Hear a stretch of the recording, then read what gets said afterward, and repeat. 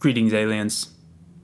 This is TJ, and you're watching Studio Sessions with Astronoize. Do all the knobs on a compressor confuse you? Well, in today's video, I want to explain the basic features of a compressor and how understanding this knowledge can help you apply it to create a better sounding mix.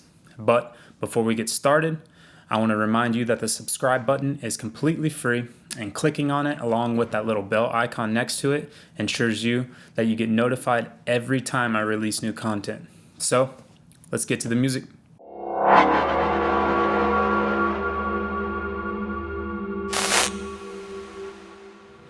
Alright guys, so here we are inside of our session. Let's go ahead and dive in and take a look at the settings inside of this compressor. We're going to start down here in the bottom right with the threshold, just because this is the setting that actually makes all of the other settings work, basically. So the threshold is the level at which the audio signal has to pass for the compressor to engage and start to work. All right, so moving on, we're going to go up here to the knee. This basically softens the attack of the compressor. So I don't know if you can see from this little graph right here, what it's doing with a lower knee is it's a more abrupt curve, and with a higher knee, it just kind of increases and smooths out that curve. So moving on, the attack. The attack is basically the reaction time of the compressor. So a lower attack is going to be, the compressor is going to engage really fast. A slower attack like this, a higher one, 300 milliseconds, the compressor is going to take a while to engage. So a faster attack in general, what that does is it grabs onto the signal quicker and it gives you a more even compression.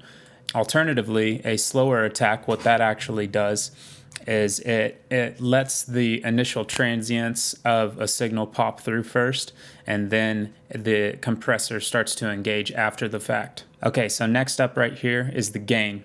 What the gain basically does is that makes up for the level of audio signal lost due to the compression of the dynamic range. What is dynamic range, if you ask? That basically is, in any given audio signal, you have quiet parts and then you have loud parts. The dynamic range is the difference between the two. Okay, so next up, moving on, we are going to move down here to the ratio. I don't want to get too in-depth with the explanation of this because the ratio can get kind of confusing. So to keep it basic, what the ratio actually is just how much compression is applied. A lower ratio, or 1-to-1 ratio, actually as shown here, is no compression. And as you move up, you're basically just applying more compression once the level of audio signal surpasses the threshold. So moving on here to the release, our last setting. So basically, once an audio signal passes a threshold, the compressor is working, right? So once that audio signal goes back down and gets quieter than the level that you set your threshold at, the compressor, depending on what time you set the release to, slowly starts to go back to its idle state. All right, guys, so that's just a quick rundown of the settings of a compressor. Hopefully that makes a little bit of sense. And so now let me show you some examples of how that's practical within a mix. Okay, so in our first example here, I'm going to use a vocal, and this is actually just the vocal from the video I'm recording right now. And the reason I choose a vocal to explain this first example is because a vocal is a very dynamic instrument that you can use, but really any instrument that has a very wide dynamic range is probably a good area to use a compressor in. Why? Because again, what that basically means is you have very quiet parts and very loud parts within the instrument. And whenever you have this in the context of a mix, whenever you have a lot of stuff playing, sometimes those quieter parts get lost within the mix. And with the compressor, you're just leveling those out and getting them closer to each other so you can then mix it a little bit better so it's a little more prominent within your mix. So let's go ahead and take a look at the vocal right here. I'll let you go ahead and I'm going to bypass the compressor and you can just take a listen to it without it. Greetings, aliens.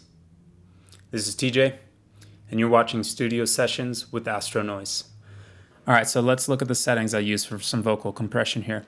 So first off, the knee. I like to use a relatively soft knee. I like to keep it more natural and smooth sounding. Okay, so next up, the attack settings. What I like to do for this is I like to use about a 15 to 30 millisecond attack time. And what that does is it lets the initial transients of a sound shine through so that you can actually hear it better. Okay, moving down the line. So what I like to do with the ratio on vocal compression is I don't like to go too crazy with it. About 1.5 to a 2-to-1 ratio is probably pretty good for a vocal setting. Last up with the release, what I like to do is I like to leave it around like 40, 50, 60 milliseconds, something like that, because a vocal, as you can hear from my voice, doesn't have a lot of tail end. It's not like it has like a lot of reverb and a lot of tone that lasts for a very long time. So usually around the 40, 50, 60 milliseconds is a good time for the compressor to drop off and stop working. Okay, so the last thing I adjust on vocal compression settings is the threshold here. After I have all the settings that we just went over dialed in, what I like to do is I like to take the threshold and I like to dial it in to where on this output meter, you see maybe about 1.5 to 3 dB of gain reduction. And that's gonna be represented in this little yellow line. I don't know if you can see my mouse right here. That's gonna be jumping down. I don't like to get any more than like -3 decibels of gain reduction. Again, to just keep the vocal more natural sounding. And this, honestly, the level of the threshold is really going to depend on the volume of the signal that you put into it. So let's go ahead and take a listen and I'll dial that in. Do all the knobs on a compressor confuse you? Well, in today's video, I want to explain the basic features of a compressor. Do all the knobs on a compressor confuse you? Well, in today's video, I want to explain the basic features of a compressor. Do all the knobs on a compressor confuse you? Well, in today's video, I want to explain the basic features of a compressor. Do all the knobs on a compressor confuse you? Well, in today's Okay, so as we can see in this example, as I lower the threshold, the gain reduction actually starts to increase and it gets a little bit lower than -3 sometimes. But I feel right here at about -24 decibels is a good range. What that does is it captures this first little peak of a transient at about -3 and it almost, in fact, leaves the rest of the signal alone because it's a little bit quieter. So what that's going to do is compress this loudest part of it and it's going to leave the rest of it uncompressed, which gives it a more even and less dynamic but more fitting sound. Okay, so now that we got the threshold and all the other settings in the compressor dialed in, what I want to do for the last piece of this puzzle is use the makeup gain right here, this little red knob, and bring back in just a little bit more volume because the fact that we squashed the dynamic range a little bit, the audio signal is going to seem a little bit quieter. So let's go ahead and play this example, and I'm going to bring back that gain to where I feel like the audio signal was at its original state before the compression. Do all the knobs on a compressor confuse you? Well, in today's video, I want to explain the basic features of a compressor. Do all the knobs on a compressor confuse you? Well, in today's video, I want to explain the basic features. Cool, so in this example, with the very subtle compression settings, we didn't really lose much of the audio signal. I don't know if you could actually hear much of a difference unless you're on a good pair of headphones or speakers, but I'm gonna go ahead and play this example back now, and I'm gonna bypass it where it's not working, and then I'm gonna engage it and see if you can hear the difference. And what I want you to really listen for is the little breaths of my voice and the little subtle nuances that actually make up what a vocal entails of. Do all the knobs on a compressor confuse you? Well, in today's video, I want to explain the basic features of a compressor. Do all the knobs on a compressor confuse you? Well, in today's video, I want to explain the basic features of a compressor. Okay, just for example, what I want to do is I want to bring down the level of this threshold so that we get a lot more compression happening so you can hear a bigger difference in what the compressor is actually doing to the audio signal. Now, remember, whenever I do a lot more compression, you're going to hear a loss of audio signal, but I want you to really pay attention to those quietest parts, the sound of my breath and the little tiny bits and pieces that make up a vocal. So let's take a listen. Do all the knobs on a compressor confuse you? Well, in today's video, I want to explain the basic features of a compressor. Okay, so here we are in example number 2. This one is actually taken from a clap bus from another track that I have. It's got several different instruments and they're all at different volumes. So what that means again is it's got a wide dynamic range. Let's go ahead and take a look at how a compressor can fix that.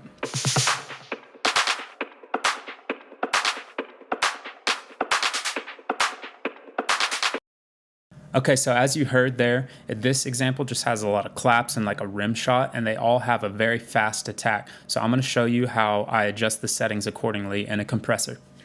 All right, so first up, the knee is not very important on this. What I want is I want the compressor to happen very quickly. So I'm going to go with not very soft knee. I'm going to make the knee level almost none, but take it really low. Okay, so next up is the attack.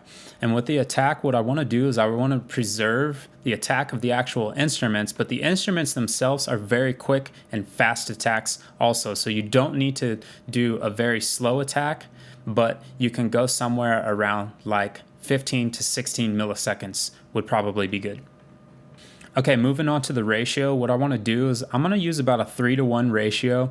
I don't want to go too crazy and get into the limiting range, but I do want to kind of compress those dynamics. So what this will do is make the overall sound of this clap bus have a little more impact within the context of a mix. And lastly, the release settings you can also do fairly quickly because, again, these instruments are very short and punchy and have a quick attack and quick release on them. So you don't want to do too long of a release because that would just be unnecessary in this particular situation. So what I did is I dialed it into about 45 milliseconds. That should be a good place to start. Okay, and again, the threshold actually depends on the level of the audio signal in here. So I'm going to go ahead and play this example with all the other settings dialed in, and we're going to adjust the threshold accordingly.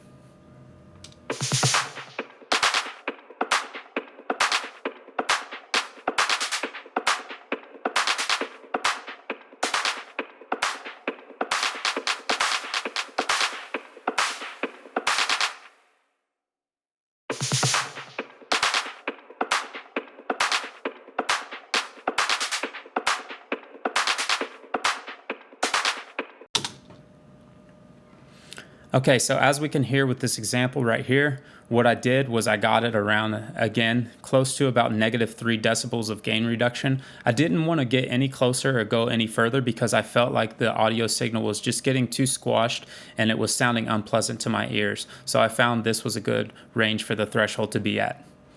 Okay, so again, the last step in compression is always using the makeup gain to bring that audio level back up to its original volume.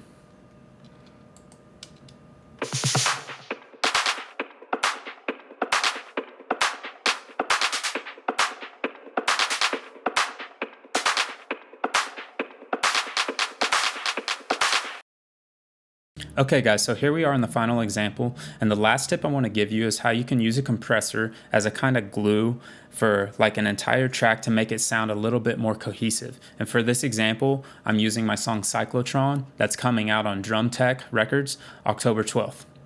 Let's just jump right in here and take a quick listen to the song so you can get an idea of what it sounds like with no compression.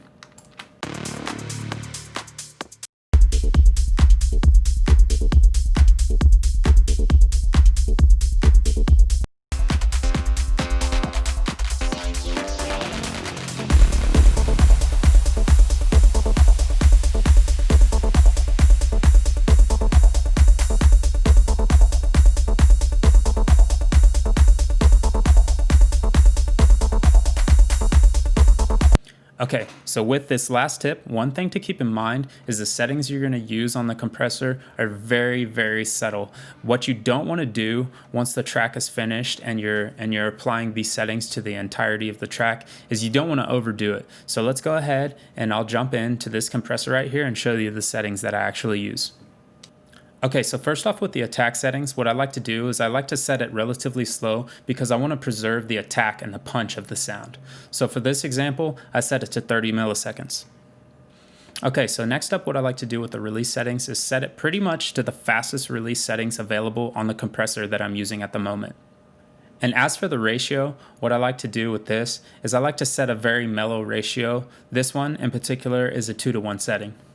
With those settings dialed in, what I like to do is I like to take down the threshold little by little, and what I'm looking for in the gain reduction up here in the meter is I'm looking just for that needle to barely start jumping just a little bit as to apply just a slight amount of compression.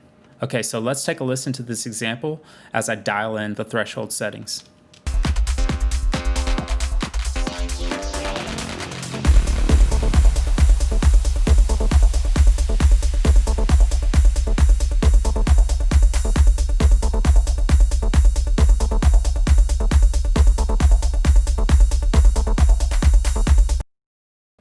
Okay, so as you can see there, I like to just do barely any compression at all, maybe just like 1 to 1.5 at most dB of gain reduction. That way it preserves the sound of the overall mix. And then lastly, with the makeup gain, what I like to do is I like to just add back in the volume that was lost in the gain reduction of the dynamics. So we're just gonna add back in about 1 dB because that's what the gain reduction was saying in the meter right here. All right, so there you have it. That's all the settings dialed in. Just as a little glue compression, let's go ahead and take a listen to the difference with and without the compressor engaged.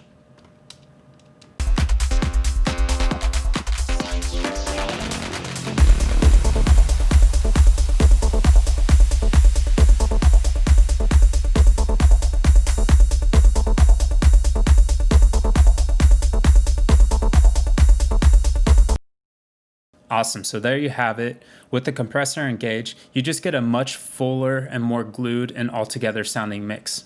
Okay guys, so there you have it. There's a basic overview of the settings of a compressor, how it works, and 3 examples of how to apply that and the context of making music. So I hope you all learned something. I want to remind you to go ahead and subscribe if you found any enjoyment or learned anything new from this video. It really helps me out a lot. And go ahead and comment down below if you need help with anything for mixing, mastering, or anything along those lines right there. I'd be more than happy to help. And until next time, peace.